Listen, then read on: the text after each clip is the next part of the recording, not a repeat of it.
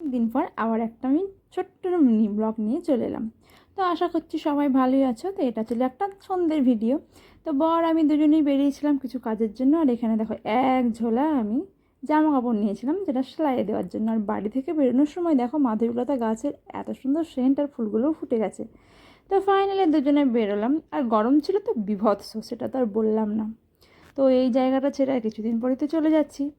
এই মোড় মানে চকদিঘি মোড়, যাই হোক সেটা তো তোমরা চিনবে না, কিন্তু তাও বললাম। তা আজকে কেমন ভাগ্য দেখো, রেলগেটটা নাকি উঠে আছে, এটা তো দেখে অবাক। যাই হোক, উঠে যখন আছে তখন বর স্পিডে গাড়ি চালিয়ে সেটা পেরিয়ে চলে এলো। তারপরে গেলাম বাজারে কি কিনতে, আলু আর লঙ্কা। সবজি তো কাকু তো ভাবছে এরা কি কিছু খায় না, আরে খায় খায়, সবই ছিল সবজি, কিন্তু এটাই ছিল না, তাই এটাই নিলাম। তারপরে গেলাম মাছের বাজার। মাছের বাজারেও ছিল রুই, কাতলা, ইলিশ, গলদা চিংড়ি, এমনি চিংড়ি। কিন্তু নিয়েছি কি বলো তো, রুই। কারণ আমরা তো অত, আরে না কিছু না। যাই হোক, চিংড়িগুলো কিন্তু হেভি ছিল। যাই হোক, নিয়েছিলাম একটা রুই। এটা তোমাদেরও দেখিয়ে দিলাম, তখন আমার ভাববে 1 মাস দেখালো দিদিভাই আর একটা খেলো।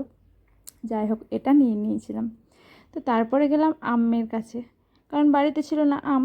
তো আম নিতে চলে গেলাম। তো ফাইনালি আম নেওয়ার পর বরকে বললাম একটু দাঁড়াও ভিডিও করি। তো ফাইনালি বর দাঁড়ালো। তো 2 কেজি আম নেওয়ার পর, আরে আমি আবার কেজিটাও বলছি তাই না, আরে কী বলো তো, এটা বলা হয়ে গেল। যাই হোক, তারপরে আমরা গেলাম মায়ের একটা মেডিসিন নিতে।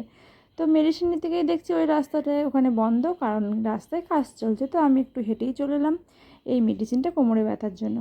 তো হোমিওপ্যাথি এই যে দেখছো এটার জন্য বন্ধ। তো এখানে দেখছি রাস্তার পাশে আজকে ইডলি, হঠাৎ এতদিন আসার পর আজকে দেখলাম ইডলি বসেছে কাকু নিয়ে।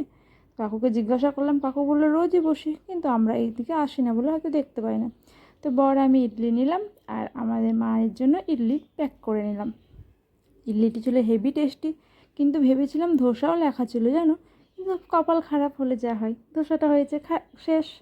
তো ফাইনালি মায়ের জন্য ইডলি নিয়ে বাড়ি ফিরছিলাম। তো কেমন লাগছে ভিডিওটা জানিও, কিন্তু না জানালে কিন্তু ভালো লাগবে না তোমার দিদি ভাইয়ের। তো চলো এখন এই বাড়ি ফিরছি আর আমি ভিডিও করছি। তো শেষে বরের মুখটাও একটু দেখিয়ে দিই তাই না। তোমরাও তো বলতে পারো যে দিদিভাই একাই নিজের মুখ দেখাচ্ছে, জিজুর মুখ তো দেখাচ্ছে না। তো দুজনেরই মুখে দেখিয়ে দিলাম, কিন্তু আসার সময় ওই যে কপাল খারাপ, গেট ছিল পড়ে। তো ফাইনালি গেট পড়ে থাকার জন্য কী করলাম, আমি বেরোলাম। আমার একটা ফোনের গ্লাস লাগানো ছিল, তো গ্লাস প্রোটেক্টরটা লাগানোর জন্য আমি বেরিয়ে চলে এলাম। তো আজকের ভিডিওটা এইটুকুই।